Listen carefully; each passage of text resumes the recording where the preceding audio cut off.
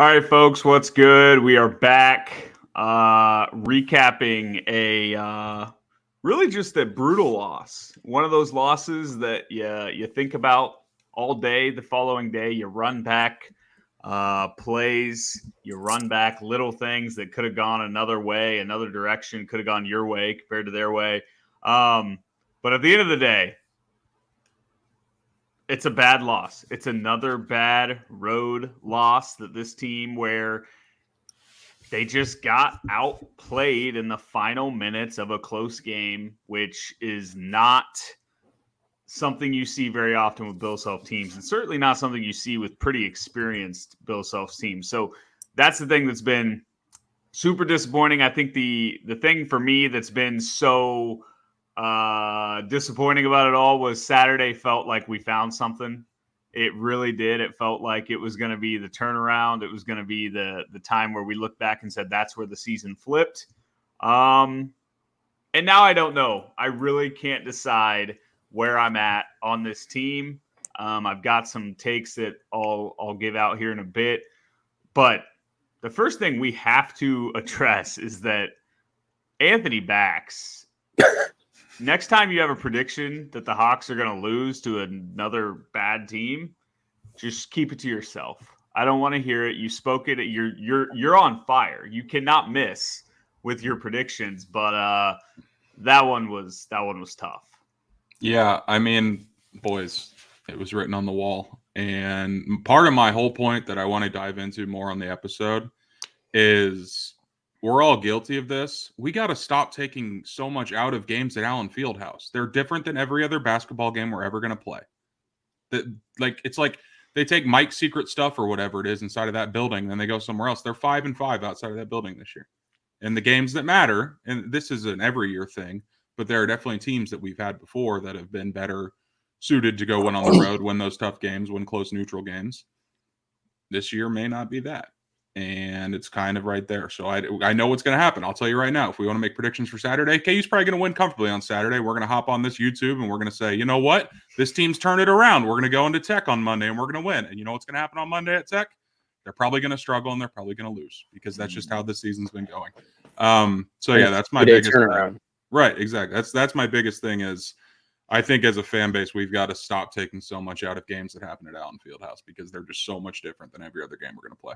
Yeah, they don't lose there. We talk about it. There's multiple years where they go undefeated at home. You hear all the records on Bill Self, like having more what are some of his crazy stats at Allen Fieldhouse where he had more Big 12 titles and losses at one point, but that's not a thing anymore. Yeah, but stuff like that, like we run the table in conference play or full seasons. Like it's very rare when they lose at home. It's a shock. So Bill Self kind of talks about it. Anywhere you go on the road in the entire country, it's tough to win. I mean, AB talked about this on the ride home from good old Manhattan. Like, I'm not really crazy upset about last night's win or the last night's loss or the West Virginia loss. Like the UCF loss is really the one that triggers me and bothers me because you're up 16. You couldn't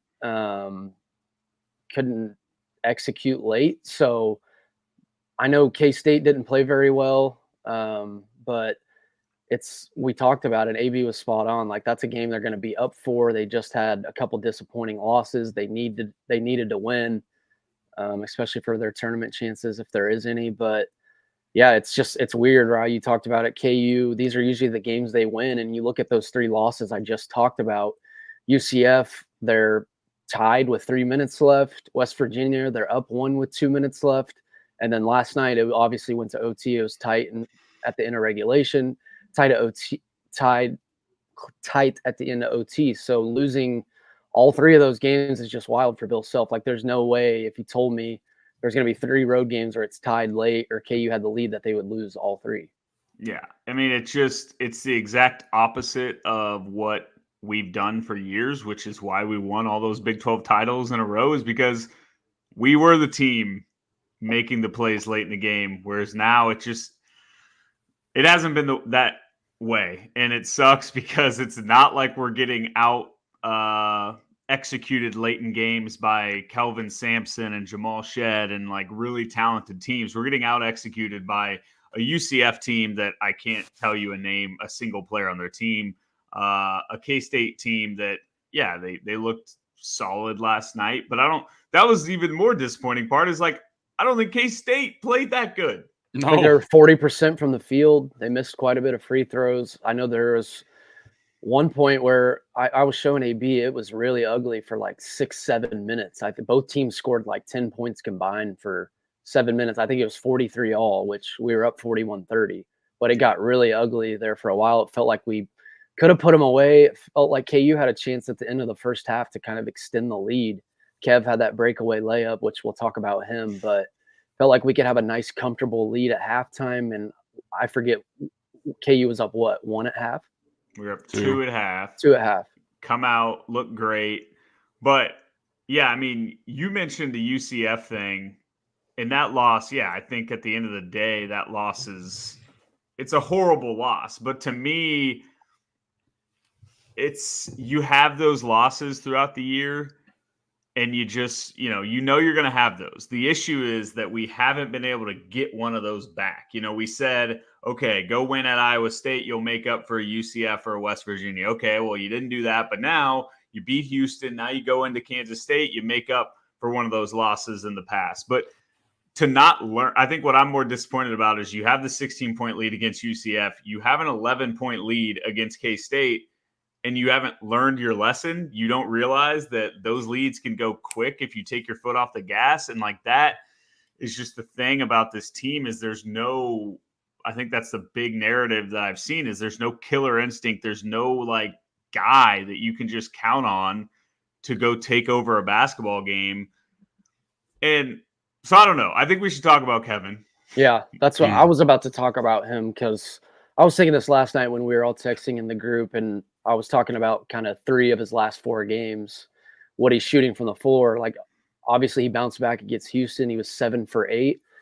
But can you guys not picture a tournament game? Like, obviously, these college players aren't going to be perfect every night. They're not going to we've seen pros have tough nights at the college level. Like, can't you just picture a tournament game where Kev goes like 5 for 16 and you need someone else to step up? Like, yeah, Hunter's going to get his touches, probably finish around the rim. But who's going to be that guy outside of him that goes and gets a bucket late or gets a good look? Like, teams are going to key on Kev. Obviously, Furphy can shoot it a little bit. KJ, it's kind of got the floater going. But I'm trying to think of just a guy that will take over when like a Kevin McCullough is having an off night. And he's had nights lately where he's been 5 of 18, 5 of 17, 6 for 18. So there's always an ugly game in March, and I could see Kev having a night where he's 5 of 16, and that's not a knock on him, but I'm struggling to wonder who else like on the perimeter could go off or go get his own shot whenever. It's got to be Furphy, right? Like if we're just going down the guys who play for us, it's got to be Furphy because we know it's not going to be DeJuan. DeJuan's never going to be the guy that's just going to turn it on and go get 15 just because we need it. KJ, he's not. I don't want to talk shit. He's not skilled enough. Yeah, that's the thing. He's not the guy that you want to rely on to take over. And Hunter's not going to create his own shot. So it's got to be Furphy. And I'm not out on him. I don't think anyone should be out on him. We had to expect. I even think I told Braden this either on the way to the game or before. He was just kind of due for a bad game. Like freshmen don't play perfect all year. He's probably going to have a couple more games like that. Yeah. But I think that more shows us how important he is because since he started, the offense has been awesome. He has one bad game where it's just nothing was going his way. Yeah. And I mean, completely fell apart without his skill set showing out. Yeah, and you definitely saw like Kaluma looked massive up next to him going up for rebounds. And you see that like Furphy is a young kid. Like he looks young out there. And so like that's the thing.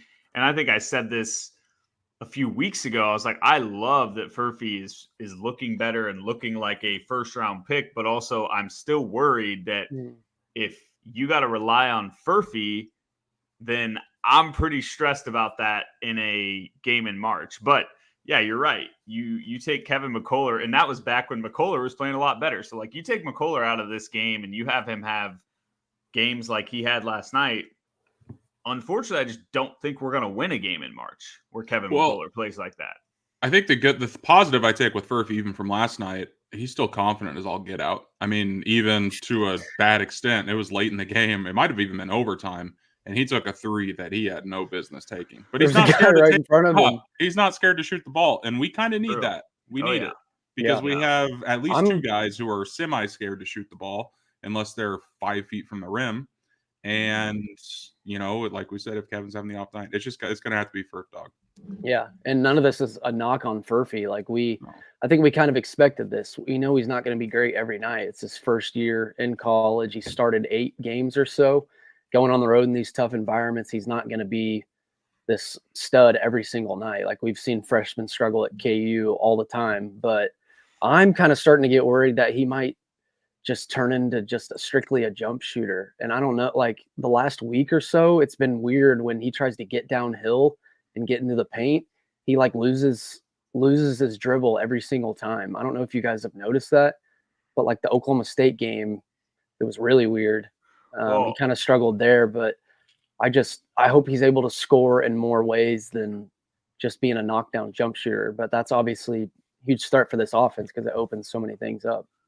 Yeah, I don't know. I think Furphy's also just going to run into, K-State had a very good game plan. Like they made it hard for him to get involved, which I think is what Grady Dick ran into last year. And it all stems back to what we just said. We've got a point guard who we got to talk about DeJuan too, because he was awesome. That was like the DeJuan Harris you love to see. So we do got to talk about that. But when you have a guy like DeJuan Harris that's not a scorer, not looking to score, and then AB, you said it, you've got the KJ issues. Obviously, KJ's awesome, but he's still just a pretty easy guy to, set up a game plan for defensively. You kind of know, okay, he's going to score inside the free throw line, and that's it. So what I think that also does is it hurts guys like Furphy, because when a defense wants to put emphasis on shutting down Furphy, they're not really losing that much, because you don't have to worry too much about DeJuan and KJ looking to go get an open bucket. So I don't know. I think I don't want to overreact too much about the Furphy thing. It's a tough environment. It was a tough matchup for him. It was not a tough environment. We're going to talk about that too. That place, and as someone who's been to 5 of the last 9 Sunflower Showdowns at Bramlage, that was far and away the worst environment I've been in there. I agree. I sent you that like pregame. I think I was like, "This is not as juice." There was no juice. Like they were. It was weird pre-tip before. Yeah, they were trying to do fuck KU when they do the Wabash or Wabash, whatever it's called. I don't truly care to find out. But like, it was being drowned out by the band playing right there. And Braden and I were sitting closer to the student section. The band was like overpowering it. And I don't know. It's like I'm not scared to say Bramlage is awesome during KU State games. Last night, it really wasn't until they played Sandstorm at the last media timeout. And then it started getting juice, then it went to OT. Yeah, I would say the final 10 minutes, it was good. Or like 5, It was nothing at all like it was when we went in 2019 and when Cartier Jada had the 360 windmill dunk to end the game. Yeah. That was and this might upset KU fans, that was one of the loudest buildings I've ever been into, including Allenfield. No, that windmill dunk, it was insane. So I'm not afraid to say Bramlage is really good in those types of games. Last night it simply wasn't, and I think that's almost what made me more upset. Is that typically if they lose at K-State, whatever, like it happens. If they get up for that game, clearly. Last night you could like feel the frustration in their fan base with the program, and you still walk in there and you let it get to you. Yeah, you could feel their season on the ropes. Like we were so close to, like, if we win that game, I think their season's done, because that's 5 straight. They've now lost the game they care more about anything about. And then you go to BYU Saturday. And you go to BYU, they probably lose that. So it's like, it sucks because, that fan base, they were up, they were excited, but it was not the same juice. It wasn't the same hatred. It wasn't anything. It was very loud down the stretch when Tyler Perry was raining threes, but that's kind of normal. But that's the thing. It was only loud during big moments. It wasn't ever really even loud when we had the ball. Like I never felt like our team was that disrupted. But again, we must have been. We just stopped making layups. We didn't. I wonder what our shooting percentage was from 1 foot last night.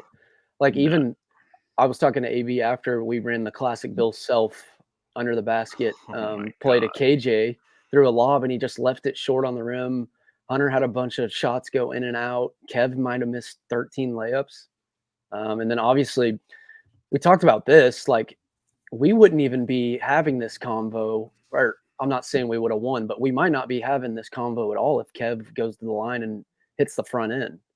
Like, Yeah. and I told AB this, even if he hits the front end and misses the second one, KU has a solid chance there late in the game to get a turnover, or you foul. K-State goes 1 of 2 from the line, even make both. You're only down 3, but missing the front end was pretty much the clincher. I know K-State could have went 1 for 2, but you go make both, it's over. So if Kev just makes free throws late in the game, KU might find a chance to win it in double OT or whatever. So let's just talk about the final really minute or 2 minutes of regulation and then overtime, because boy, was I was fired up after DeJuan forced. I mean, we're down 4. We look dead. Yep. And I don't even remember. How did we get the first one? Did they just throw away? Basically threw it to us and we scored. And then the second one, DeJuan steals it, finds McCullough, I think, for a layup. And it was like, here we go. This is what happens. We sleepwalk, and boom, we make the final plays and we sneak out of here with a win. We've seen it time and time again. It was starting to feel like all is right in the world with Bill Self as your coach. And then we go up 2. Yeah, I guess we went up 2 on the McCullough steal or the McCullough layup. We get a stop that gets I was on the complete other side behind the bench and could not. I don't know how they tipped that ball in. Was it Hunter Dickinson? I'm not sure. Yeah, they credited Tyler Perry. Hunter tipped it in. Yeah, so that's how they tie it. We go to overtime. And like that's where the McCullough stuff is just, it sucks to talk about because he plays so hard. He's like he cares so much, but my God, that was a brutal stretch, dude. What does he do? Also, was it late in regulation where he turned the ball over, where he lost his dribble, or was that overtime? I can't keep everything. Yeah, straight. there was one in regulation, one in OT where he turned it over. Steps on the line in overtime. That was just a brutal stretch. I think there was like 3 straight plays from him there. I can't put it, like you said, 45-minute game. I think it was back-to-back. He might have got lost on the steal or on the 3 for Tyler Perry in the corner, which I don't know. That could be that could be a communication thing, a switch that didn't happen. It's easy for us watching it to blame him. But then he steps out of bounds, I think, the very next possession. Then he gets fouled to send it to a double overtime and doesn't even come close. I had a feeling he wasn't going to make it. I mean, he started the night 0 for 3 from the free throw line. He ended up making one. And then when he got fouled, which I hate to be this guy, but how are you not in the double bonus? Dude, I mean, with 20 seconds left in overtime, it's a 25-minute half. You can't complain about officiating when you miss that many layups and you miss that many free throws. But I will tell you this right now. If some of the calls that were happening last night happened at Allen Fieldhouse, there would have been riots in the streets.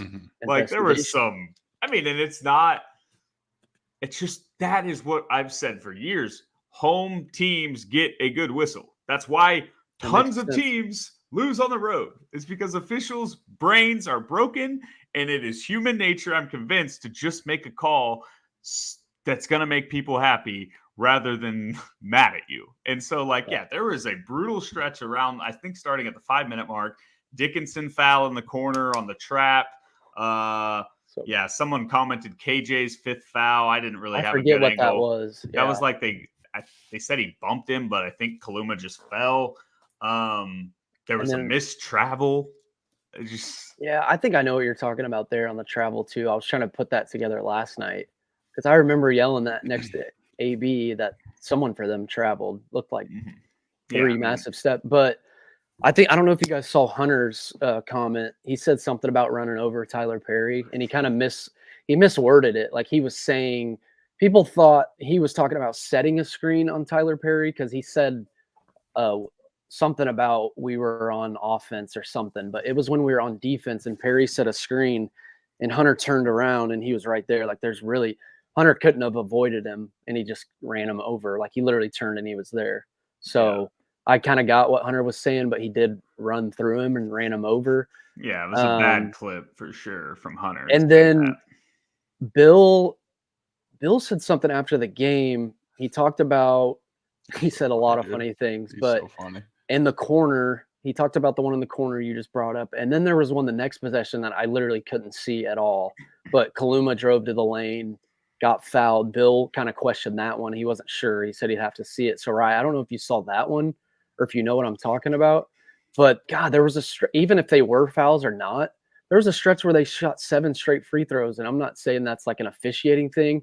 I'm like blaming us too. Like DeJuan, I don't know if he fouled him, but DeJuan fouled Tyler Perry shooting a 3 straight possessions where they shoot 7 free throws. It's like, it was a really tough stretch. And like, there was at one point, I can't remember, it might have been KJ's 4th foul. God, so much happened. I should have rewatched the damn game, but I couldn't have done that. But KJ's 4th foul, somebody had a foul where I'm right there watching Bill, and he just looks up at the screen, sees the replay, turns to like Norm and KT on the bench. He's like, didn't touch him. Like, he was definitely pissed. And then like the McCullough lane violation at the end, which like, just make the free throw. I don't care. But that's what I told AB. That's my thing with this. In our comments, they're almost triggering me too.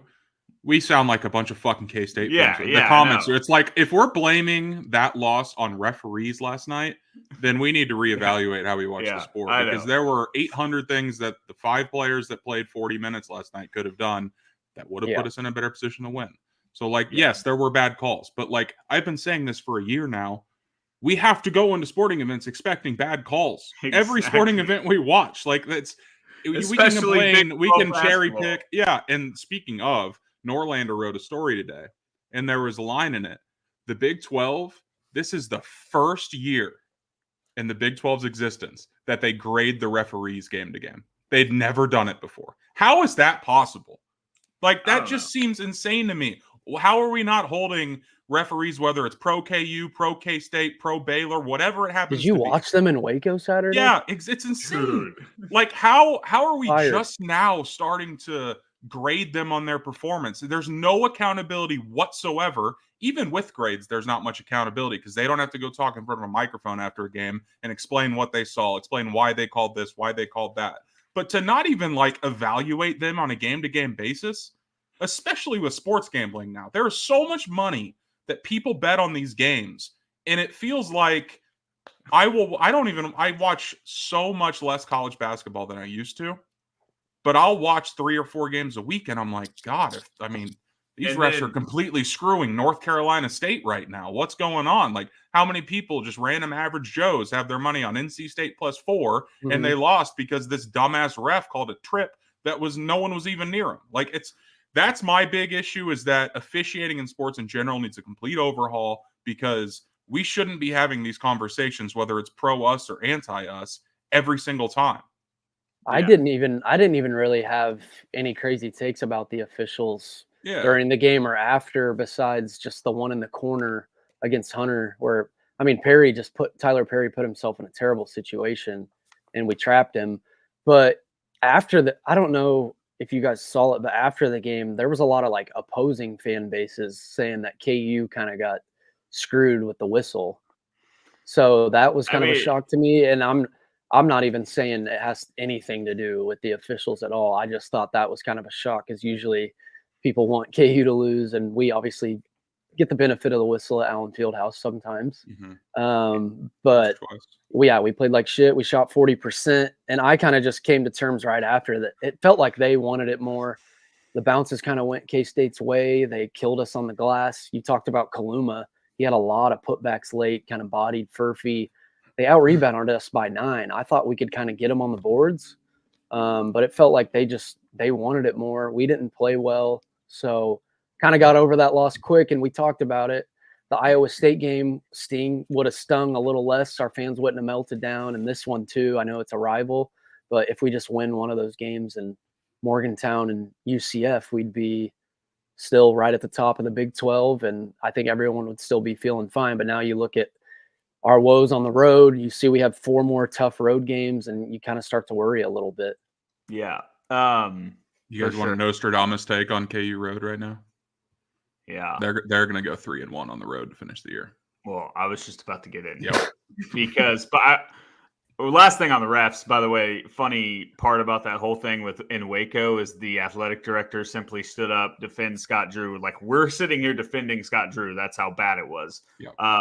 And he makes a comment and he gets fined. You know, he loses money because he just simply was like, we need to get better officiating in the Big 12. And so it's like, it's across the board, everyone. But like AB said at the very beginning, you just have to know going into all these games, the officiating is not going to be good. And it's just like exhausting to care about officiating. And like we said, make your free throws, make your layups, you win the game. But I do want to talk about this next. Can I say one more thing about the K-State game? Yeah. There's comment at 529, whoever is pinning the comments about El Marco's jumper. All time. Comparing it to Dave. Absolutely electric. I've got it on video, by the way. It gets me into two points. I guess El Marco, I mean, it was kind of reminiscent of Dave when Dave would just pull at the top of the key. He's got the video.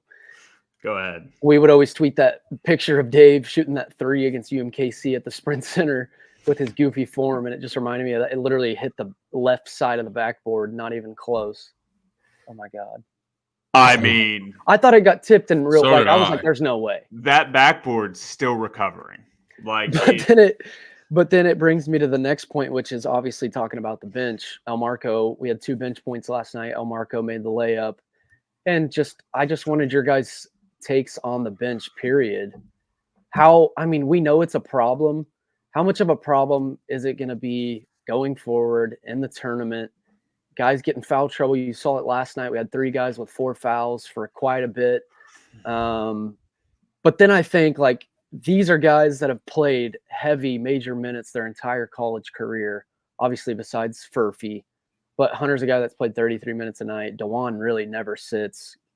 Kevin, same thing. But also you want to get those guys rest and have fresh legs. So I keep saying that maybe the starters can carry us. A team like 2012 went deep without really a good bench. But that team had like guys like Kevin Young would come in and just fucking play hard, scrappy. Connor Tien would come in, hit the occasional 3. Like, the bench is really coming in and doing nothing besides Parker. We talked about that. AB. Yeah. Parker's as safe as can be. He's solid, gives us good minutes, but we get nothing from the bench. And I just feel like when Bill is looking at the bench to sub someone in, he's probably has no faith at all. Like, he has no confidence in any of those dudes. No. And I don't envy the position the guys on the bench are in, because they obviously go into every game thinking, look, I got like 8 minutes max. I better make the most of it. And it feels like they just press and try and do too much almost. And then it turns into mid-range jump shots that barely hit the backboard even. So it's tough. But yeah, that's a big concern, because one guy gets in foul trouble, then what do? Then we're looking at El Marco or Nick Timberlake playing 20 minutes in a tournament game. And we've seen this kind of stuff happen before. Like, we're going to see Kev or DeJuan get in foul trouble in the tournament. It's just going to happen. It's part of the deal. Like, KJ got in it last year, and that, I mean, that was the whole debate with Norm, is did Norm handle the foul trouble correctly? But yeah, I'm so at the point where it's just exhausting to me to keep talking about the bench, because it is what nobody seems to want to step up. Like, El Marco's regressing. Timberlake just kind of, he's just floating, going through the motions. I think when you said pressing, he's the guy that seems like he's pressing. He's almost trying to do too much, whereas El Marco kind of just went through that stage where he wasn't doing anything, wasn't trying to do anything. So yeah, I'm exhausted by that whole conversation. I'm going to just tell myself that one of them, it's not even that they need to be consistently good. All we need is them to come in off the bench in a game in March and make a couple plays, buy us 10, 15. Yeah. So like, I don't think that's the thing that will make or break the season. It probably, I mean, you probably can't win a national title if you just literally, I mean, because winning 6 straight in March is just, you hear fans say that we don't have the depth or the bench to go deep or win at all. So I wanted your guys like overall takes, but yeah, at this point it feels like it is what it is. And Philip at 535 said they get one play and then turn over and get pulled. Last night literally, when that ball left El Marco's hands, someone was at the scorer's table for him. And then he ended up making a layup I know. the next possession, but he got pulled. But yeah, Banana Land was start of the game. I don't think there was a dead ball or stoppage of play until 10 minutes left. I thought Hunter Dickinson was going to have a heart attack. I kept telling Hannah, I'm like, you realize they were supposed to have a TV timeout at the under 16, and it was like 13, and then it was 12, and I'm like, and by the way, they're supposed to have another one at the under 12, and then it was 12, and then it was 11, and Dickinson is just like, trying his ass off. Like, I was impressed. Like, it shows how good of shape those guys really are in. But when he got to that bench, he was dead, and he just sat there while the rest of the team sat in the huddle. He just sat alone back on the side of the bench, just trying to catch his breath. So, yeah, those types of moments, you see that, and you're like, man, it is pretty brutal to not have a bench. But hey. I want to talk about Hunter too. Mm-hmm. Oh boy. I don't even know where to begin. 21 and 12. Right, but he's going to do that regardless because it's going to be 2012, and we can't say negative about that. But how confident are you guys with him when he touches the ball, or when I am completely out on him as a jump shooter for now. We got to think that improves. Let me look up the stat really quick. I think he's 4 of 23 in conference play and 1 for his last 17 from 3. Yeah, which he started the year 8 of 8, didn't he? Right. That could be a positive spin zone. Like, water always finds its level. It's currently finding its level right now, but he's probably going to be due for a little heater coming about 2 or 3 weeks. Maybe that's the turnaround we need to spread the court. But also it's like he's just it's so crazy. It's like a very interesting conversation that I've been having with Braden last night and in my own head today. Like, yeah, I'm confident he's going to go out and get 20 and 10.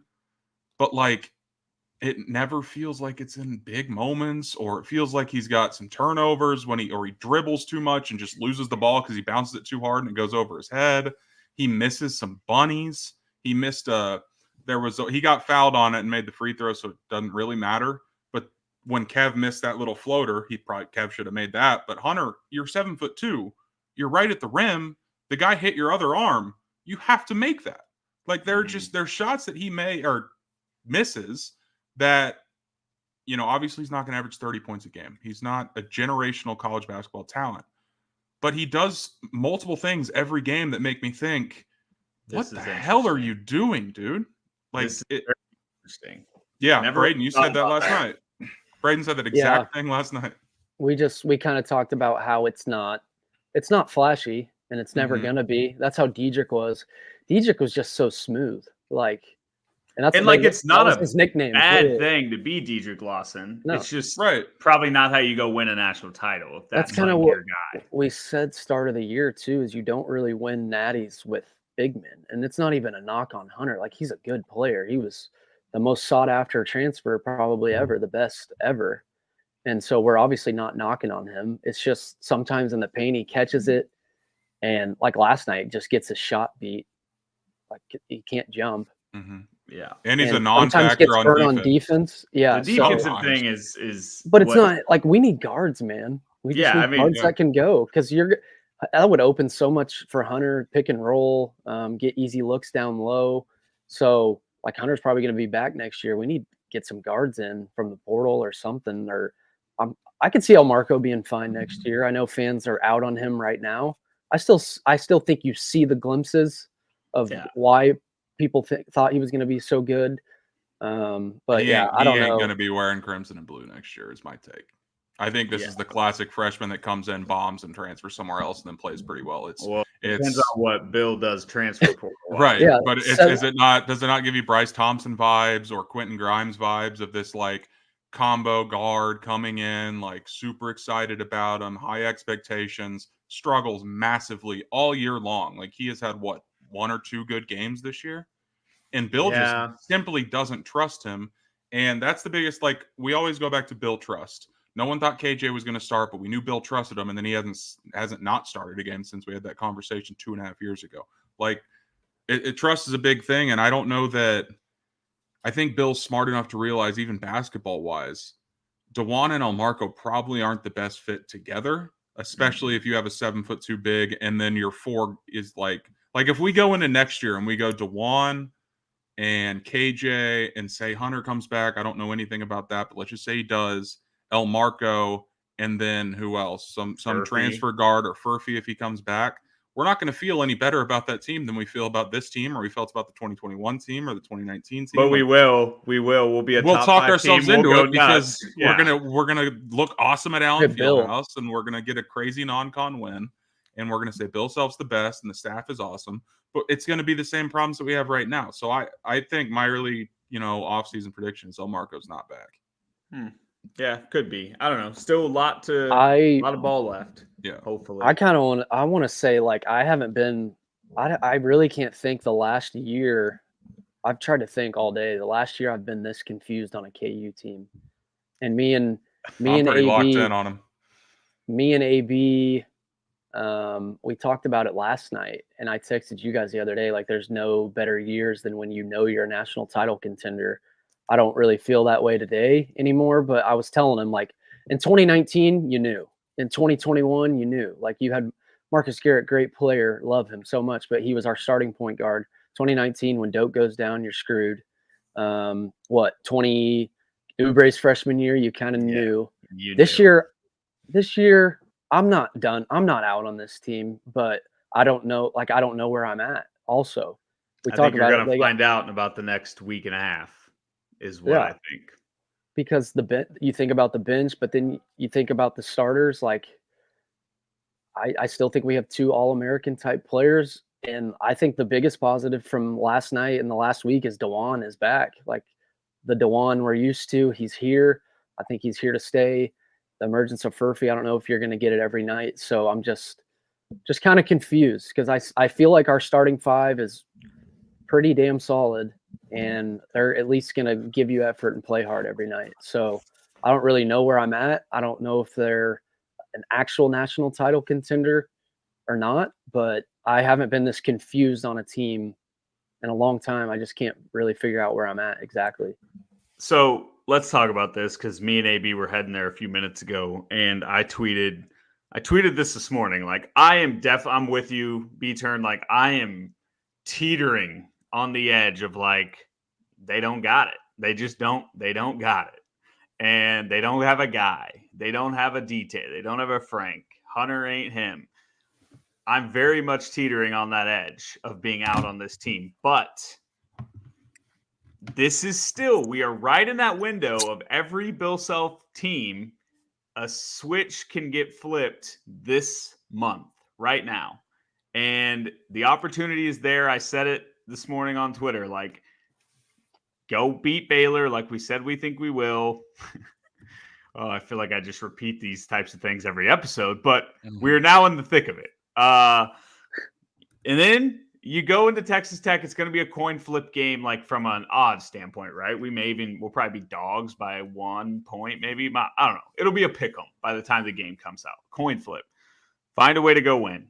And then you go to OU, a team like, honestly, our most impressive win at times this year was OU, I guess, before Houston. But, like, we handled them pretty well at home. If you find a way to win that game, you just find a way to win 2 road games. You then have 2 home games, and that's a 5-game winning streak. And so, like, to me, these next 3 games are where I will make my official decision on if this team can actually keep us excited come March. And AB, you just said you think they're going to go 3-1 down the stretch here. So on the road. So you must feel pretty good about them winning 7-1. Oh, here's what I think is going to happen. I think they win Saturday big. I think they lose at Tech. I think they beat OU and kind of get back on track. Then they get a couple home games. But here's what I texted you guys this last night. Imagine a world where it's 12-5 Houston versus 11-6 Kansas going into the last game of the season at Houston. And I know that we're going to be underdogs in that game, probably substantial underdogs. Right now, Ken Palm has it at 10. I bet it's closer to 7 or 8.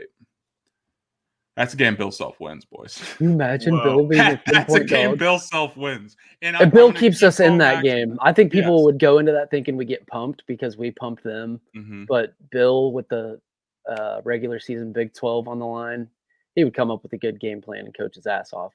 Yeah. I'm pretty with you, AB, but I'm a little different. I think the game Bill Self's going to win that we're not giving him credit for is we're going to go into Waco and win. Oh, I think that's a win too. Scott Drew, his son. So, so you have that. But but so in your scenario, we would only have 5 Big 12 losses. Going into Houston, 7-1, beating Baylor. But even if it's 11-5 or 12-5 versus 12-5, and it's literally winner takes the Big 12, I still think it fits the same narrative that's a Bill Self game. On a scale of 1 to 10, how shocked would you guys be if we dropped a home game rest of the year? Texas still scares me. Their athleticism, their size. They destroyed us last year. We have times. We have 2 ranked teams at home.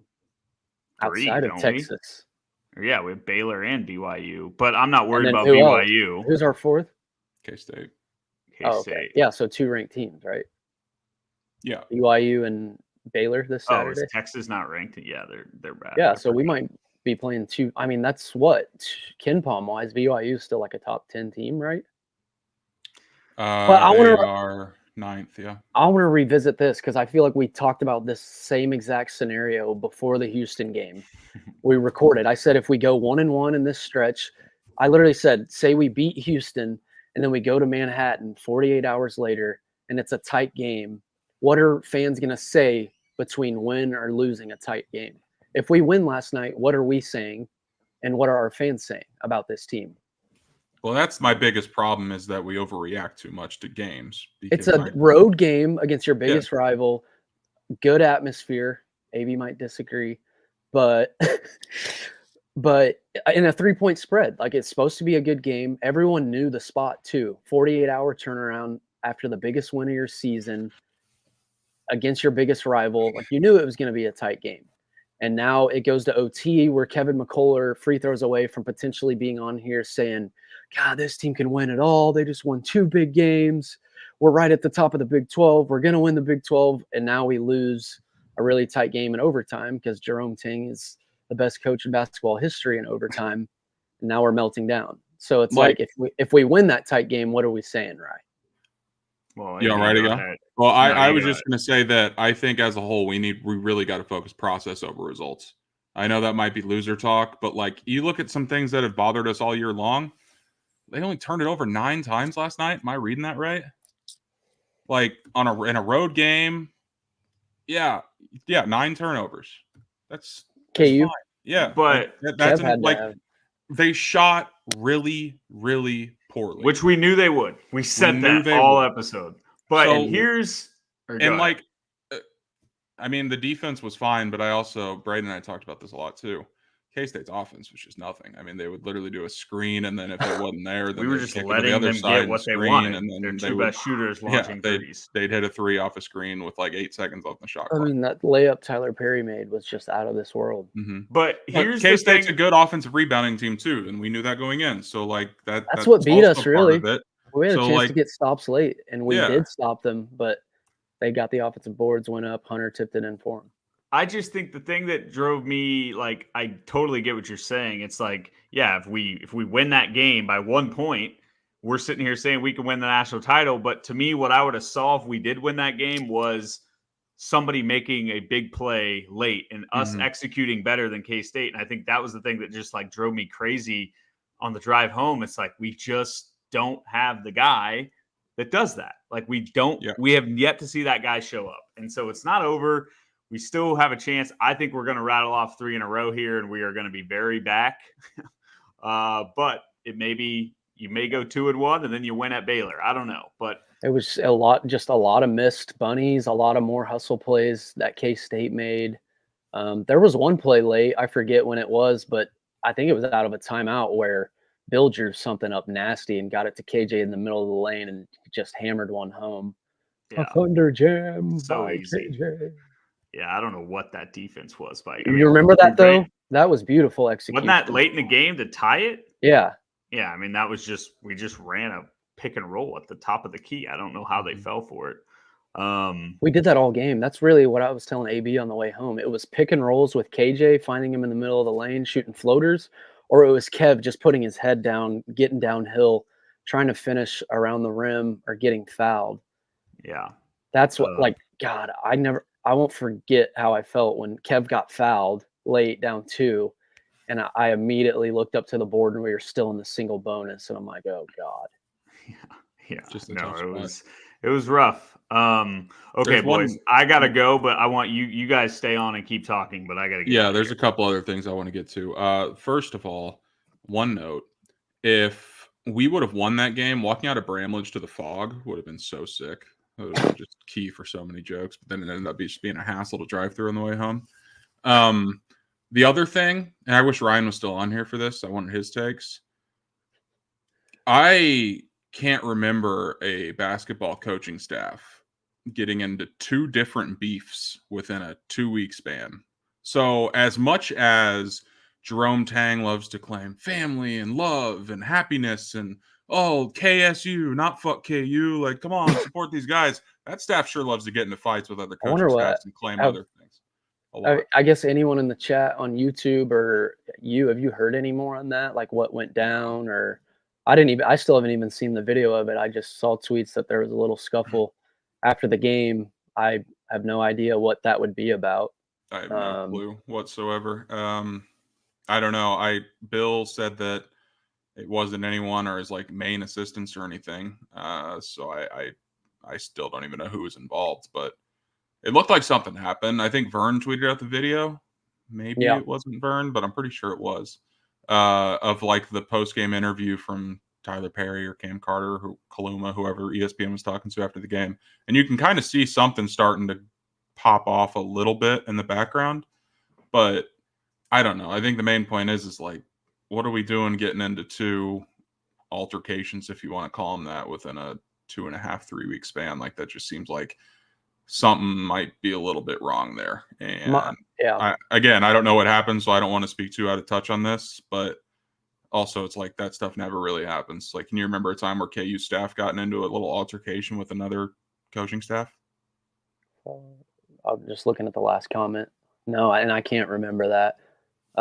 My question for you is, I think kind of your takeaway or looking forward, you think we're going to go 3-1 on the road and probably that 1 road loss being at Tech, which is our next road game. So Monday night, if we go into Tech, lose the same way we've been losing on the road, are you confident they finish 3-0 on the road? No, and I don't even want like. Are we beating Houston? Like if we lose to Tech, are we gonna? Right, like I don't want this. Houston? I don't want this to come off as I'm locking up KU's winning at Houston. I know. Very clearly the hardest game they're going to have to play all year. And they're tough. It's hard to beat teams twice. It's hard to beat really good teams twice. So that's just more of like a gut kind of like we've seen Bill Self in those games at Tech, at Baylor before where he just wins them late. But I don't know, because you make a good point. I do think they're going to lose at Tech, or at least play a stinker. Or we question even if they win close. Okay, well, shit. Like, I'm just kind of wondering where the fan base's head is going to be at if they go into Tech. It's a good game. They end up losing. You're 1-5 on the road in the Big 12, and I almost just want to say, I mean, they're due to win a tight game on the road, right? I think you win these next 2, which we talked about, Houston, K-State. If we won those 2. I think the fan base is going to be super confident. But yeah, if you win at home against a ranked team and then you go to Tech, another ranked team in Lubbock, which is one of the toughest environments, I think the fans will be back. But God, if you start 1-5 on the road in the Big 12 and you still have to go to Waco and to Houston, I mean, Norman's not going to be a cakewalk, I'm sure, to some fans too. So if we start 1-5, I'm kind of just wondering where the fans are going to be. I feel like it's going to be full meltdown mode, and probably will be, but I'll keep saying it. Like, Bill ain't going 1-8 on the road in conference. Like, I don't think that's possible for him. I looked it up last night. Like, yeah, even that, like, 7 would be wild, right? But I was looking at it last night. Bill's worst road stretch in conference play was 3-6 in 2021, or no, 2019. Yeah, 2019. I think you said 19. 2019 when Doak got hurt. Other than that, he hasn't lost more than 5 games in conference on the road in his career at KU over 20 years. So yeah, like history's not going to tell you everything, but we look at this roster and you can't tell me that this is a worse roster than 2021 or 2019 or 2015 or some of these teams that we've kind of looked at, like you mentioned earlier, knowing that they're not going to go on a national title run. And I don't know. I just have a feeling that Bill's going to figure a couple of these games out and get scratch a few out, finish 12-6 in conference. Yeah. That might be good enough for a share, and then go into March and see what happens. But those games are hard to find, I guess, especially with the ones that we have left, because they're all going to be a battle. Like, we're not going to go. There's a chance we could be underdogs in all of our road games left. Yeah. No, this is probably stupid, like dumb brain, but I was just looking at the schedule last night. They have 5 more games in February, 3 in March. I'm thinking, you got what? 3 of those games are at home in February. Go 4-1 the rest of February, and then go 2-3 in those last 3 games. You obviously go to Waco, to Houston, win one of those. So you go 4-1 in February, 2-1 in March, finish off 6-2. So yeah, 12-6 in the conference. I think. Well, why is that not attainable? Like, we got 5 more games this month. Obviously, 2 are on the road, but I think we can split those road games. We don't think we're going to lose at home, and then find a way to win in Waco or Texas or Houston. Maybe you win both, but I think we can definitely still finish 12-6. And we talked about it last night on the way home. Like, you have 4 more road games in the conference. If I said you can sign up for 2-2, would you take it? Yeah. Because that gives you 12-6. Because we're confident we don't lose at home, just because we don't. Yeah, I think I would take that. Yeah, 12-6. I think I would take that, because none of the losses are going to be bad losses in my mind. Like, if we've already gotten those out of the way, it's so frustrating, dude, that we've lost to 3 of the 4 worst teams in the Big 12 on the road this year. That's why when you were in control of 2 of them. I know we've already hashed all that out, but it's just so frustrating every time it comes back up. One other thing, good for K-State. Not going to talk too much shit. I saw Cyclone Larry tweet out, this is going to be the spark to an amazing NIT run. That's correct. Another thing, though, I think 1 seed dreams are gone. That's another. That was a quad 2 loss last night. Not great, but that's 2 losses outside of quad 1. That's typically a big thing. And yeah, it's just frustrating, man. But they're going to be fine. They're going to be fine. Process over results. They're still figuring it all out. We knew they were going to be due for a bad shooting night. We knew K-State was going to be fired up. The thing holding me back with if this team can win a natty is you're asking a team that's 5-5 in road and neutral games this year to go 6-0 in road/neutral games against some of the best teams they're going to play all year. I don't know that I can picture that happening. Can you pin the last comment? Yep. I'm going to have to get out of here after this, though. Okay. Yeah. It says, so for audio, if you could add a former player to this team, who would it be? I would obviously go with a guard, just another guard that can handle it and shoot it and score. It honestly would be probably like a Frank or Devontae. How about we make a rule, no All-Americans, because that makes it a little too easy. Who were our names that we brought up that one episode when we kind of answered this? God, I can't even remember. There's been so much that's happened since then. Like Markeith Morris, stuff like that. I guess position, like you would probably go with another guard, right? Yeah, I think I'd go with a guard. Christian Brown. I don't know. Maybe CB would be nice. I feel like we need another shooter, like pure. So CB kind of fits that, even though he's more of a slasher. But I still think spacing's a problem. Yeah. The question I would have is who goes to the bench, and does it change much of the? We added Furphy, who stretches the floor real well, but like at the same time, it's got to be Ben. Furphy's probably the one to go to the bench if we were to add someone like someone else. Everyone's saying Svi. I don't hate that. I thought about Svi too. Ben Mac. Yeah, McLemore's a stud. I think it has to be McLemore, man. It's McLemore. But how much changes? Obviously, McLemore was, I don't really know how to answer this, but better than Furphy, more consistent than Furphy. So you put him in, but I mean, we know Bill's not sitting KJ. We know Hunter's not sitting. We know DeJuan's not sitting. We know Kevin's not sitting. So it's like is McLemore that big enough of an upgrade to change much of this team, if that makes sense? Like that's kind of why I'm struggling with like the shooter thing. It's almost He's a like deadly shooter and athletic. That's exactly what we need. I would take Ben over Svi any day of the week. God, it's tough, dude. Same with Grady. I'd take Ben over Grady. Shouts to Grady. Good night last night. Yeah, 22 points. Mm-hmm. One good thing happened for the Hawks last night. Yeah, Jake Coleman lands. I saw someone tweeted about Jake Cole Isaiah earlier. If like that's why I was almost thinking like a bench shooter that can just come in or someone that we can trust. Remy Martin. How about Remy? Remy might be the answer, dude. That. He could honestly be the answer because we've been saying maybe a like bench guy. Yeah. Because I mean, that's what I was thinking about Frank. Obviously, he was All-American National Player of the Year, but I feel like he was pretty ball dominant. Needed the ball. He had the ball in his hands a lot. That's kind of DeJuan, just running the offense. I'd love to have another shooter around him. Kev could kind of be a slasher. Furphy could shoot a little bit. That's why Svi's tough because I feel like he's pretty similar to Furphy. So I don't really know if that is the answer or the replacement. I think we need an athlete that could just shoot it. I don't know. That's good. But also Ben wasn't like an amazing ball handler either. I feel like it'd be nice to have another good ball handler next to DeJuan. A lot of Bill's best teams had two guards. I think Remy's my final answer. Like we've been saying, who's the Remy going to be this year? Who's the guy off the bench? What if it was just Remy Martin? That'd be cool. So you'd have him coming off the bench? Yeah, really, we need a spark off the bench. That's not bad. Yeah, Malik Newman's a really good one. Marcus would be solid. I think the spacing could get weird, but we'd be really good defensively. Malik Newman, I mean, that march was incredible.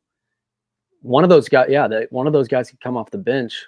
Or is there anyone in the starting lineup you'd bring off the bench? Like maybe Furphy comes off the bench? It could be. But then it's just like I don't know if I'd want to put like Malik's Grady in for Furphy or McLemore in for Furphy or Svi in for Furphy because I think they kind of, in a way, do similar things.